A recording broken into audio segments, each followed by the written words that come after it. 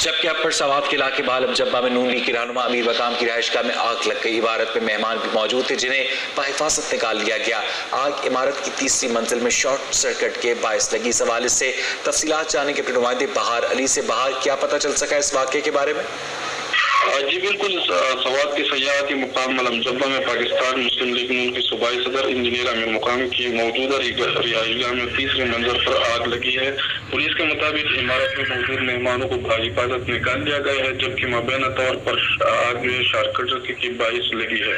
मुकामी अपराध और पुलिस जो वक़ुआ पर मौजूद है। मजीद इंदाजी कार्रवाइयों के लिए रेस्क्यू 1112 और फायर ब्रिगेड गाड़ियों को रवाना कर दिया गया है, जिसकी मजीद नुकसानात की तफसीलात सामने आएंगी। जी अच्छा बाहर, इस वाक़े के हवाले से अमीर मकाम का कोई मौक़िफ़ सामने आया? वो भी क्या इस वक्त घर में ही मौजूद थे जब आग लगने का वाक़या पेश आया?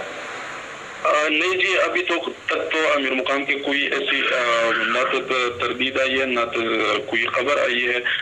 इस हवाले से वो कुछ देर बाद जो है वो अपना मौक़िफ़ जो है वो बयान करेंगे। जी बहुत बहुत शुक्रिया बहार अली आपका।